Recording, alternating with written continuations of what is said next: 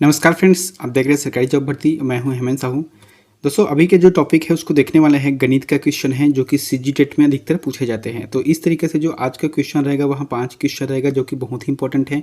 दोस्तों, इस टॉपिक में हम लोग देखने वाले हैं बहुत ही आसानी के साथ सीखने वाला वो गणित जो अधिकतर एग्जाम में पूछे जाते हैं, क्योंकि ज़्यादातर एग्जाम में नाव से संबंधित है, काम से संबंधित है, लाभ प्रतिशत है, हानि है, भिन्न है। तो ईटीसी जो भी मतलब कंपटीशन एग्जाम के तहत जो पूछे जाते हैं उसको हम देखने वाले हैं। तो दोस्तों, अगर आप चैनल पर नए हो तो चैनल को सब्सक्राइब कर देना, बेल आइकन को जरूर दबा देना। दोस्तों, चलते हैं वीडियो की तरफ। आप लोगों के लिए यहाँ पहला क्वेश्चन है। यहाँ पर क्या लिखा है कि यदि 10% और 11% के लाभ पर एक बैग के विक्रय मूल्यों का अंतर 11 रुपये हो तो बैग का लागत मूल्य क्या है। तो इसका आंसर क्या रहेगा, जैसे कि इसको हल कैसे करेंगे। तो मैंने आपको पहले बताया था कि प्रश्न को पहले एक बार पढ़ के अच्छे से समझ लेना, ठीक है। यहाँ पर क्या बोल रहा है कि यदि 10% और 11% के लाभ पर 2% है, ठीक है, 10% और 11% के लाभ पर एक बैग के विक्रय मूल्यों का अंतर 11 रुपये है। अब मैंने पहले बताया था आपको, कोई भी लाभ या हानि ज्ञात करना है तो उसको 100 रुपये मानना पड़ेगा, 100% है ना। इसमें अगर 10% लाभ बोल रहा है तो प्लस करके 10 लिख देंगे, बराबर 110 यही आ जाएगा, ठीक है। अगर इसकी जगह यहाँ पर अगर 10% हानि हो तो फिर 100 के साथ माइनस 10 कर देंगे, यानी कि 90 आ जाएगा, ठीक है। तो ये क्या हो गया, ये हानि का हो गया और ये लाभ का हो गया। तो इसी तरीके से इसको देखना है। क्या बोल रहा है कि पहले 10% और 11% का लाभ है, यानी कि 100 में कितना जोड़ देंगे, पहला 10% है, मतलब 110 आ गया यहाँ पर। उसके बाद क्या बोल रहा है कि 11% लाभ है तो 100 में कितना जोड़ देंगे, 11, कितना आ गया, 111। अब क्या बोल रहा है कि बैग के विक्रय मूल्यों के अंतर, तो दोनों का विक्रय मूल्य है तो इसमें अंतर क्या है, 110 और 111 में दोनों को घटा देंगे तो 1% आ जाएगा, ठीक है। 1% का अंतर आ रहा है और अंतर राशि कितना है, 11 रुपये के है, यानी कि 1% बराबर 11 रुपये हो गया, ठीक है। उसके बाद क्या बोल रहा है कि बैग का लागत मूल्य क्या है। जब 1% बराबर 11 रुपये है तो लागत मूल्य के लिए हमको क्या करना पड़ेगा, 100 से गुना कर देना है, बस इतना ही करना है। 100 गुना 11 तो कितना आ जाएगा, यहाँ पर 11 इधर लिख देना, फिर डबल जीरो लिख देंगे। तो इसका जो आंसर रहेगा वहाँ 1100 रुपये आ जाएगा, जो कि पहला ऑप्शन सही है, ठीक है। इसमें करना क्या है, आपको लाभ और हानि को देखना है। अगर यहाँ पर अगर देखो यहाँ पर अगर हानि लिखा रहता तो फिर कितना आ जाता है, 89 आ जाता है। तो फिर 110 और जो 89 का अंतर को ज्ञात करना पड़ता, फिर उसके बाद 1% को, फिर उसके लागत मूल्य को ज्ञात कर सकते थे। लेकिन यहाँ पर दोनों लाभ में है और जो इसका जो अंतर है वहाँ 1% है, और 1% का कितना है, 11 रुपये है। जब 11 रुपये 1% का है तो फिर बाकी का आप जो है 100 से गुना कर दो, तो फिर इसका आंसर जो आएगा वहाँ 1100 रुपये इसका आंसर आ जाएगा, ठीक है। इसका दूसरा प्रश्न देखते हैं।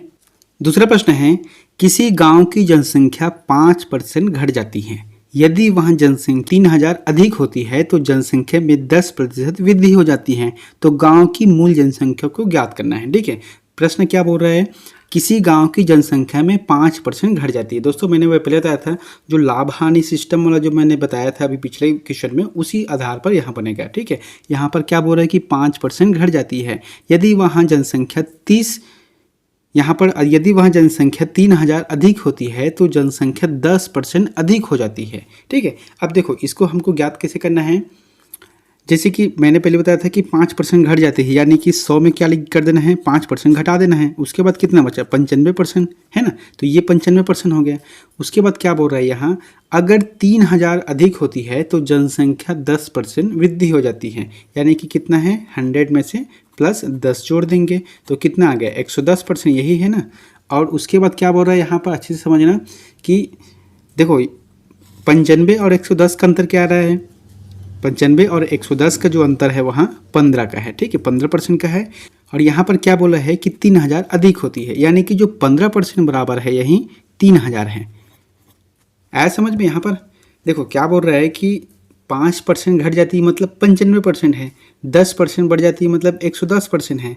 और क्या बोल रहा है कि अगर 3000 अधिक होती है तभी जाके वहाँ 10% बढ़ता है, ठीक है।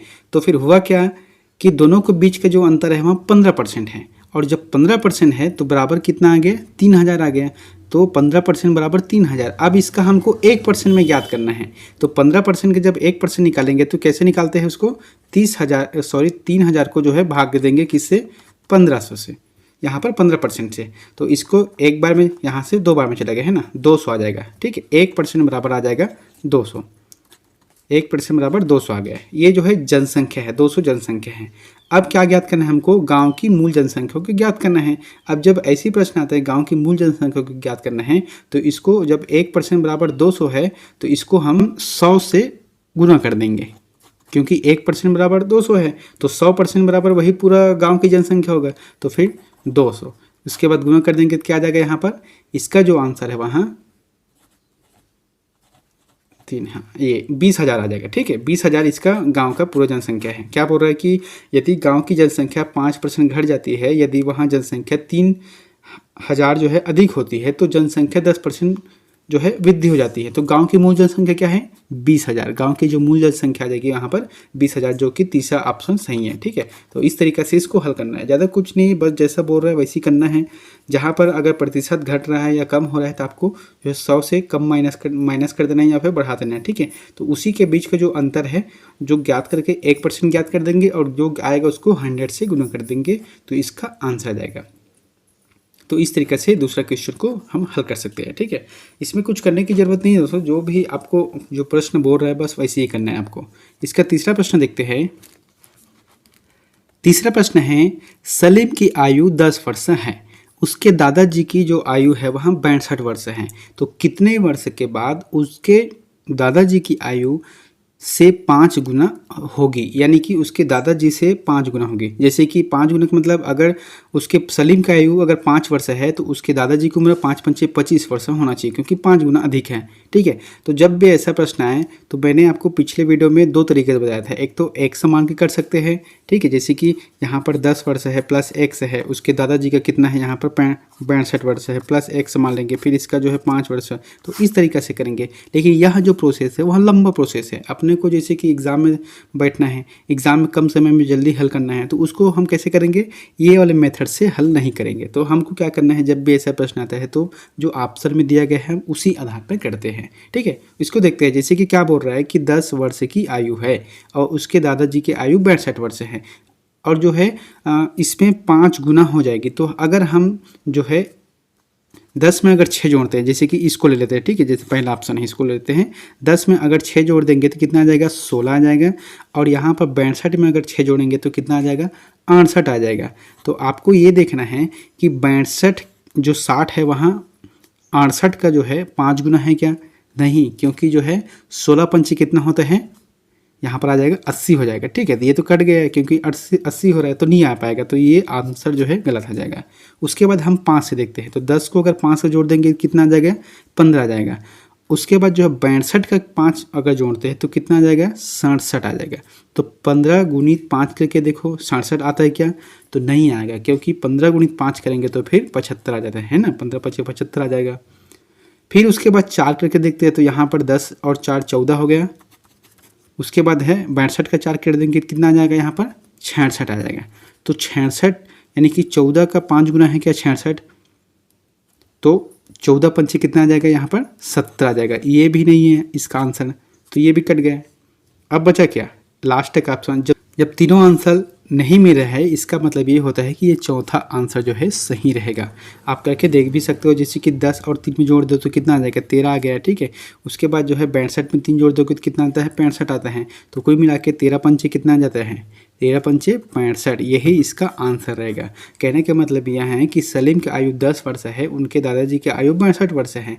यदि उनके जो है आयु को वृद्धि करते हैं, ठीक है, कितने वर्ष बाद, यानी कि 3 वर्ष बाद जो है ऐसा होगा जिसमें जो सलीम की आयु है वहाँ 13 वर्ष हो जाएगी, और इससे 5 गुना अधिक यानी कि 65 वर्ष उसके दादाजी की आयु हो जाएगी। तो इस तरीके से इस क्वेश्चन को हल करना है। जब भी आयु वाला प्रश्न आता है तो आपको अगर समझ नहीं आता तो फिर आपको प्रश्न में जो दिया है उसी को रखते हुए चलना है। ठीक है, उसी में जो है आंसर को रखते हुए चलना है। उसके बाद जो है अगर नहीं बढ़ रहा है वहाँ से तो फिर x वाला मान को आपको करना पड़ेगा। लेकिन जो आंसर मैंने यहाँ पर बताया है वो बहुत ही शॉर्टकट तरीका है। आपको किसी भी एग्ज़ाम में जो आता है हमेशा पूछे जाते हैं, खासकर से सीजी व्यापम के जो भी एग्ज़ाम होता है उसमें पूछे जाते हैं, तो फिर इसके लिए बहुत ही अच्छा है। और जो टेट के एग्ज़ाम है उसमें से पूछे जाते हैं। आप लोग जितने भी सॉल्व पेपर को देखे होंगे पिछले एग्ज़ाम में, उसमें ये सब चीज़ पूछे हैं। ठीक है, यहाँ पर चौथा प्रश्न क्या बोला गया है कि x के x% का मान 36 हो तो x है। यहाँ पर क्या बोला गया है, प्रश्न को समझना। जैसे कि x है, ठीक है, उसके जो है प्रतिशत x का मान 36 है, तो फिर x का मान क्या होगा, यहाँ पर आपको यहाँ पर पहले लिखना है, ठीक है। क्या बोल रहा है कि x का जो x% मान है वहाँ बराबर कितना है, 36 है, तो हमको x का मान को ज्ञात करना है। तो ऐसे प्रश्न आता है जब भी, तो आप एक चीज़ को देखना जरूर कि जो परसेंट निकालना है उसके लिए होता है कि नीचे में आपको 100 से गुना भाग दे देना है, तभी जाकर वहाँ परसेंट निकलेगा।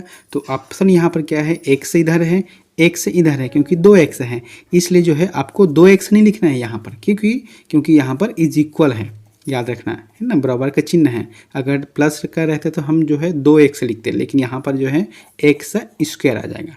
उसके बाद जो परसेंट निकालना है तो उसके नीचे में हम लोग लिखेंगे 100। उसके बाद क्या है, जब परसेंट आ जाएगा तो फिर बराबर कितना है, क्योंकि हमको x का मान निकालना है, लेकिन यहाँ पर क्या है, x% का मान जो है 36 है, तो यही जो इसका फार्मूला रहेगा। इस तरीके से आपको हल करना है। आया समझ में? यहाँ पर एक बार और बता देता हूँ। क्या करना है कि x के x% का मान 36 होता है, तो x का x% यानी कि 2x हो गया, लेकिन यहाँ पर इज इक्वल है इसलिए स्क्वायर में आ जाएगा यहाँ पर, ठीक है। उसके बाद अगर परसेंट निकालें तो फिर 100 लिख देंगे बराबर 36, क्योंकि यहाँ पर x का मान जो है 36 हो रहा है।